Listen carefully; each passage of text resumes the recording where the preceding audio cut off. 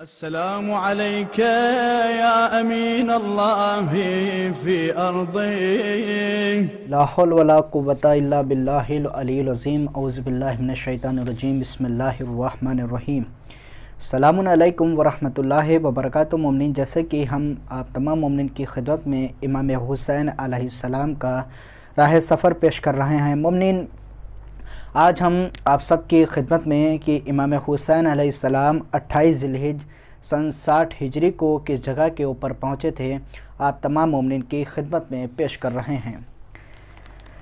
کہ امام حسین علیہ السلام پیر کا دن تھا 28 ذی الحجہ سن 60 ہجری کو عزیب الحجانات ایک وادی کا نام ہے جو بنی تمیم کی طرف منسوب ہے اور قادسیہ تک اس کا فاصلہ 6 میل بنتا ہے۔ مراسد الاطلاع جلد نمبر 2 صفحہ نمبر 925 میں ہے کہ امام حسین علیہ السلام کا یہ نورانی قافلہ منزل طے کرتا ہوا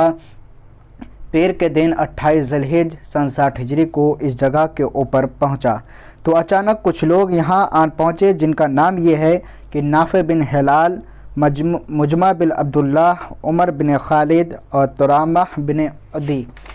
یہ جب امام کی خدمت میں پہنچے تو ان کا رہنما ترامہ بن عدی تھا۔ جب یہ سب امام حسین علیہ السلام کی خدمت میں حاضر ہوئے تو حر نے ان کی طرف منہ کر کے کہا کہ ان لوگوں کا تعلق چونکہ کوفے سے ہے، میں انہیں گرفتار کر کے ابھی بھیجتا ہوں۔ امام علی مقام علیہ السلام نے فرمایا کہ میں تمہیں اس طرح کی اجازت نہیں دوں گا، اور جس طرح میں اپنے اور آپ کو تمہاری اذیتوں سے بچاؤں گا اسی طرح ان کی بھی حفاظت کروں گا، اس لیے یہ میرے اسی طرح یار و مددگار ہیں جس طرح میرے ساتھ مدینے سے آنے والے اور دوسرے دوست ہیں۔ لہٰذا اگر تم اپنے اس عہد پر قائم ہو جو میرے ساتھ کیا ہے تو پھر انہیں آزاد رہنے دو، ورنہ نہ پھر تمہاری لڑائی ہوگی۔ یہ سن کر حر اپنے ارادے سے باز آ گئے اور امام علیہ السلام نے مہمانوں سے فرمایا، بتائیے کوفے کے حالات کیا ہیں؟ تو ان سب نے کہا کہ کوفے کے بڑے لوگوں اور سرداروں کی حکومتوں نے بڑی بڑی رشوتیں دے کر خرید لیا ہے، ان کے دل میں بنی امیہ کے لیے نرم ہو چکے ہیں، اب وہ ایک دل اور زباں ہو کر آپ کے ساتھ دشمنی پر کمر بستہ ہو چکے ہیں۔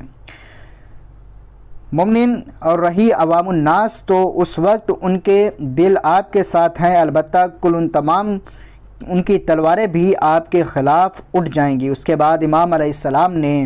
اپنے ایلچی قیس بن مسہر سعدی کے بارے میں سوال کیا تو انہوں نے کہا کہ انہیں حسین بن نمیر ابن تمیم نے گرفتار کر کے ابن زیاد کے پاس کوفہ میں بھیج دیا، انہوں نے ان سب کو شہید کر دیا۔ تو امام علیہ السلام کی آنکھوں میں آنسو جاری ہو گئے اور آپ نے ارشاد فرمایا کہ فَمِنْهُمْ مَنْ قَضَى نَحْبَهُ وَمِنْهُمْ مَنْ يَنْتَظِرُ وَمَا بَدَّلُوا تَبْدِيلًا، یعنی کچھ لوگ تو وہ ہیں جو اپنے اوپر لی ہوئی ذمہ داری پوری کر چکے ہیں، اور کچھ وہ ہیں جو پورا کرنے کے منتظر ہیں لیکن اپنے عزم و ارادے میں کوئی تبدیلی نہیں لائے ہیں اور نہ ہی وہ تبدیلی لے کر آئیں گے۔ تو اس کے ساتھ امام علیہ السلام نے ان کے حق میں دعا کرتے ہوئے آپ نے فرمایا کہ اللہم اجعل لنا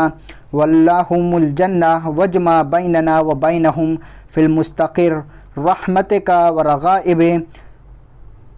مذخورہ ثوابق۔ امام ان کے لیے دعا کرتے ہیں کہ پروردگار عالم ان سب کو ہمارے اور ہمارے شیعوں کے لیے بہشت کو ہمارا ٹھکانہ قرار دے دے اور ہمیں ان کی اپنی رحمت کی قرار گاہ میں یکجا کر دے۔ تو مومنین، امام حسین علیہ السلام 28 ذی الحجہ کو اس مقام کے اوپر پہنچے تھے۔ مومنین، آپ لوگوں سے گزارش ہے کہ اس ویڈیو کو دوسرے مومنین کو بھی شیئر کریں تاکہ وہ لوگ بھی امام حسین علیہ السلام کا راہ سفر کیا ہے اس کو جان سکیں۔ فقط والسلام ورحمۃ اللہ وبرکاتہ۔